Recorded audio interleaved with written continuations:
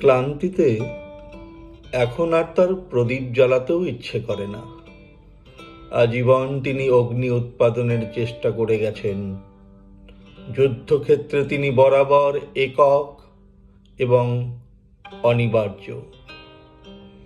শিরস্ত্রাণে ছিল সাহস আর তেজ। রেজু শালবৃক্ষের মতো তিনি ছাতা ধরেছিলেন বিবর্ণ বাংলাদেশের মাথায়। দেশও অকৃতজ্ঞ বটে, তাকে নিশানা করেছে বারবার।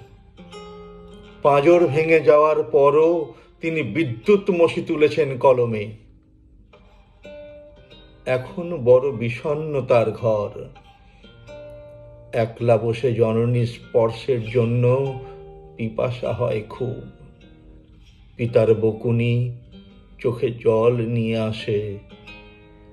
বীরসিংহের মাঠ তাকে ডাকে, আরো কত বাউল ভাটিয়ালি।